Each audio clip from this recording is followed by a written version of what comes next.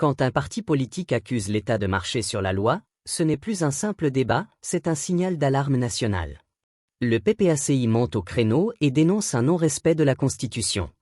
Mais que se passe-t-il réellement derrière les portes du pouvoir? La réponse dans cette vidéo. On ne peut pas ne pas respecter la loi. Dessus quoi? La loi fondamentale.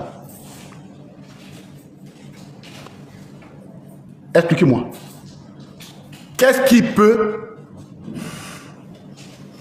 permettre à un citoyen de porter une arme légale pour protéger une autre dans une communauté? Mais c'est la loi. C'est parce que la loi a décidé que les policiers et les gendarmes sont les seuls qui légitiment la violence de l'État. C'est eux qui doivent avoir les armes. C'est la loi.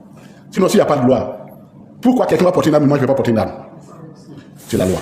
Donc, celui qui porte une arme est un privilégié de la nation. Ce privilège lui a été accordé par la loi. Plus que quiconque, il doit être regardant sur ça. Parce que c'est un privilégié.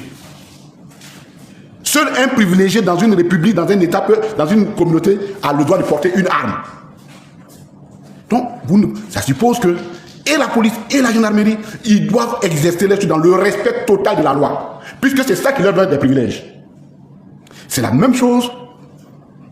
C'est parce que c'est par la force de la loi que des citoyens ont reçu le pouvoir de juger des personnes de leurs actes et parfois, le cas échéant, de les priver de leur liberté en les envoyant en prison, des magistrats. Non, pourquoi? Si ce n'est pas la loi là, si c'est pour se frapper chaque matin, mais tu vas frapper qui peut te aller en prison? C'est la loi. Et lui, le magistrat, celui à qui la loi donne le droit et pouvoir de décider qui va en prison, qui peut pas aller en prison, de juger, qui a un pouvoir quasi divin, plus que quiconque doit vénérer la loi. Il ne peut pas s'amuser la loi parce que c'est ultra privilégié. La loi lui donne un statut de Dieu sur terre. Tu ne peux pas lâcher ce statut sur pied pour aller te soumettre à l'autorité d'un prince. En méprisant la loi qui fait de toi un Dieu. Donc la loi, c'est la chose fondamentale. C'est la loi qui fait qu'il y a une seule personne, on dit c'est le président de la République, qui peut décider qui et où doit servir un citoyen, nommer qui il veut, quand il veut. C'est un grand privilège ça. C'est un privilège impérial. C'est la loi. Sinon pourquoi? Pourquoi quelqu'un peut s'asseoir et dire, bon, quand tu n'as toi, je nomme ici, et puis je t'enlève le matin. On va se frapper. Mais c'est la loi. Et lui, c'est l'ultra privilégié. Donc un président de la République ne peut pas s'amuser en tant qu'ultra privilégié de la nation, par la force de la loi, ne peut pas s'amuser à combattre la loi, à mépriser la loi. Or, c'est la question. Et sur cette question,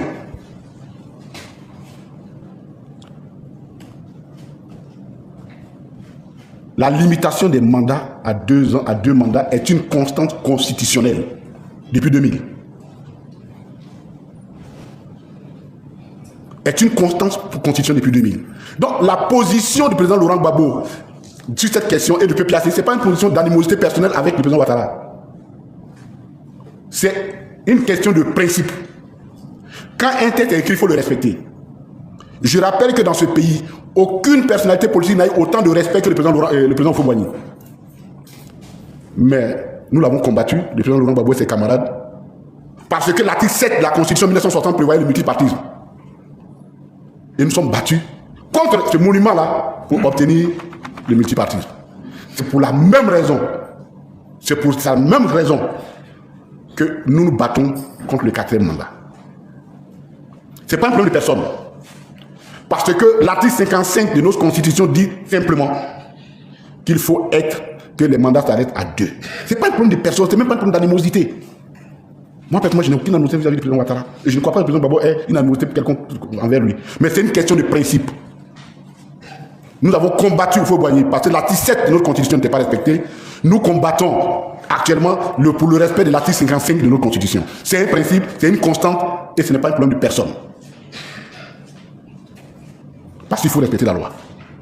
Sinon, il n'y a plus de république.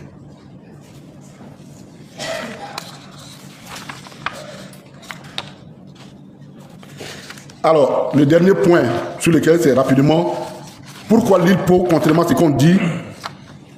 Alors, le respect de la loi aussi a un sens. Voyez-vous, pourquoi les gens ne veulent pas quitter le pouvoir? Parce que tout simplement, lorsque vous exercez une position dominante et que vous ne respectez pas la loi, vous avez peur de la position post-dominante. Donc, cet appel du président Laurent Gbagbo au respect de la loi, même concerne les RHDP, les cadres, conformez-vous à la loi. Si vous vous conformez à la loi, les jours où on dit vous partez, vous n'avez aucun regret et personne ne peut vous faire quoi que ce soit. Personne.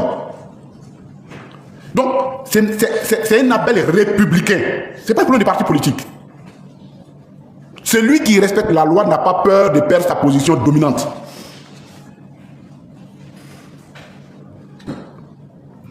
Et l'ILPO est également un instrument pour lutter contre le quatrième mandat. Et on vous explique. Oh, j'ai entendu des gens dire que c'est anachronique, c'est fini, l'élection a rien lieu, pourquoi il parle le président. Je voudrais faire deux précisions sur cette question.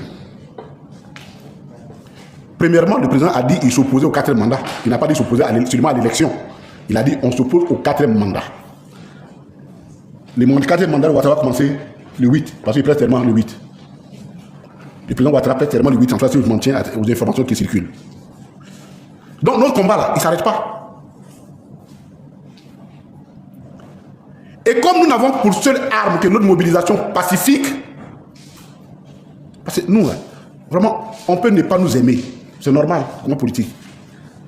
Mais l'usage de l'arme pour la conquête ou la contestation du pouvoir, ça là, nous l'avons prohibé, nous l'avons interdit et c'est définitif dans nos têtes. C'est pourquoi on ne peut pas venir traiter de terrorisme. Ce n'est pas du Gbagbo, c'est pas tous ceux qui sont proches du Gbagbo, qui défendent l'idéologie politique du Gbagbo, ne sont pas dans ça. Nous sommes pour la mobilisation pacifique. Notre combat, tout ce que nous avons obtenu, c'est par la mobilisation pacifique. Mais si vous mobilisez pacifiquement et que des personnes tombent, et que vous les oubliez, forcément, votre combat risque de prendre du plomb dans l'aile, puisque les autres vont se dire, ah, finalement, quand on tombe, on nous laisse, qui va se mobiliser encore? Donc, en défendant les prisonniers politiques, le président nous réarme en même temps pour le combat contre le quatrième mandat, pour ne pas que nous sachions. Premier élément.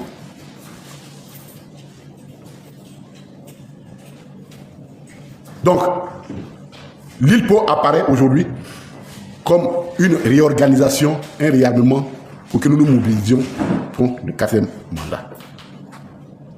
Chers amis, voici les 4 messages, les 4 axes que nous avons saisis du discours du président Laurent Gbagbo. Nous sommes dans un combat politique. Oui, le président Laurent Gbagbo a dit une fois, si je tombe, enjambez-moi et continuez le combat. C'est plus facile pour un général de le dire. Si je tombe, enjambez, dis-moi ces soldats, enjambez-moi et continuez le combat. C'est plus facile pour un général de dire que de dire, si vous tombez, je vous enjambe et je continue le combat. Il y a une grande nuance entre les deux. Un général peut se sacrifier pour sa troupe, mais un vrai général ne peut pas sacrifier sa troupe pour lui. Voilà la nuance. Si je tombe, vous m'enjambez, vous continuez le combat, ça c'est l'appel d'un général au combat. Mais le général ne peut pas dire, si vous tombez, je vous enjambe, je m'en vais. C'est deux notions différentes. C'est sur cette précision que je voulais terminer mes propos, tout en vous disant merci. Croyons en nous, croyons en notre combat, croyons à la Côte d'Ivoire, croyons à nos capacités de nous parler, croyons à notre capacité de nous réunir autour de la Côte d'Ivoire. Et quand je le dis, je garde tout droit le pouvoir pour dire qu'il n'y a rien de plus important que la Côte d'Ivoire. Le président Gbagbo a dit ceci, le président Ouattara, le président Bédié et moi, nous devons laisser à la Côte d'Ivoire un pays solide, à la jeunesse un pays solide. Il est encore vivant. Le président Ouattara est encore vivant. Dieu a rappelé à lui, le président Bédié, ce défi commun qu'ils se sont lancés, je pense qu'ils ont encore les capacités de relever ce défi-là. Et nous croyons en eux. Je vous remercie.